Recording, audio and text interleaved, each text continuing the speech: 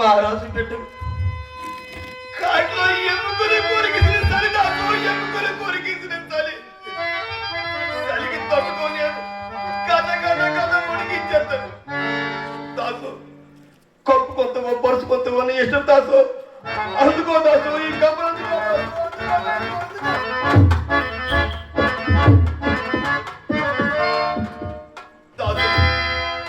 మరొక ముఖ్యమైన పని ఉంది దాసు.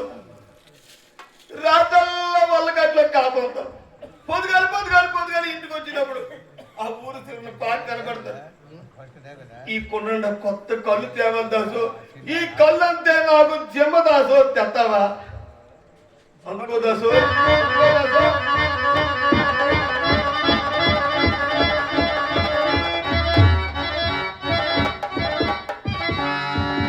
అయ్యా హరిశ్చంద్ర చక్రవర్తి, నీకు దీర్ఘాయురారోగ్యములు కలుగుగాకయ్యా, నీకు దీర్ఘాయురారోగ్యములు కలుగుగాక. దండ ధరుతున్న యమ ధర్మరాజునై ఉండ 4 ధర్మములు తెలిసిన వాడినే నిన్ను ఒక సామాన్య మానవులుగా ఎంచి 7 దీవులు పరిపాలించే చక్రవర్తికి ఇన్ని కష్టములు ఎలా సంభవించినయ్యా?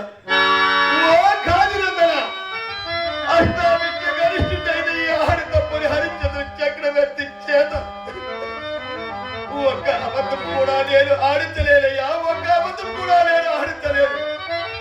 కడకు కడకు నీ భార్య బిడ్డలు గుర్తుకు వచ్చి రాత్రికి రాత్రి నీ వెళ్ళిపోతే నా సొమ్ము సంగతి అని ఏంటి అని అడిగినప్పుడు హరిశ్చంద్ర చక్రవర్తి,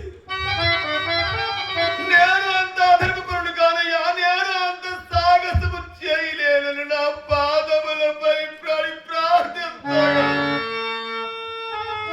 ఓ విశ్వామిత్ర మహర్షి, ఓ విశ్వామిత్ర మహర్షి, ఇంతటి పాప కార్యములకు నన్ను ఎలా పురుగెలుపుదివయ్యా, నన్ను ఎలా పురుగెలుపుదివి ఈ హరిశ్చంద్ర చక్రవర్తి చేత?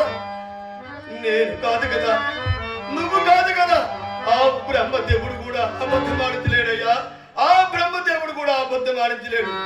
హరిశ్చంద్ర, కలకాలము కష్టములు ఎవరికి శాశ్వతం కాదయ్యా.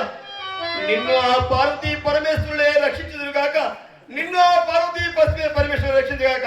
సత్యమేవ జయతి, సత్యమేవ జయతి, సత్యమేవ జయతి. మాది మీసాల డోల్పేట గ్రామం అండి. 2-3 పాటలు కూడా డైలాగులు కూడా చాలా కట్ చేసాం. ఎందుకంటే పెద్దలు గున్నేశ్వరరావు గారిని చూసుకునే చింతనలో మా గ్రామంలో ప్రోగ్రాం అయితే మేము వెళ్ళి ఆయన ఆలాపనలు మేము వినేవాళ్ళం. ఎవరైనా పాడితే గున్నేశ్వరరావు గారు పాడుతున్నారని చెప్పేసి వాళ్ళు చదివేవాళ్ళం. అటువంటి గున్నేశ్వరరావు గారితో ఈరోజు నేను ఈ స్టేజ్ని పంచుకోవడం నా పూర్వజన్మ సుకృతం అనుకుంటున్నాను. అదేవిధంగా పూజ్యులు గురుదేవులు అనేటువంటి మన ఆంధ్ర రాష్ట్రమే కాకుండా యావత్ భారతదేశానికి కళారంగం అంటే ఏంటి, కళకు ఉన్న ప్రావీణ్యత అంటే ఏంటి అని చాటి చెప్పి ఈరోజు ఇంతమంది హార్మోనిస్టులు గురువులు ఉన్నారంటే ఆయన పాదము నుంచి రాయణ ఇసుగురి అని మనందరం అటువంటి పీఠికపై నాకు ఈరోజు అవకాశం ఇచ్చినటువంటి ఈ గ్రామంలో ఉన్న పెద్దలందరూ కూడా, అలాగే మా తిరుపతి కూడా నేను ఉదయపూర్వక ధన్యవాదాలు తెలియజేస్తూ సెలవు తీసుకుంటున్నాను.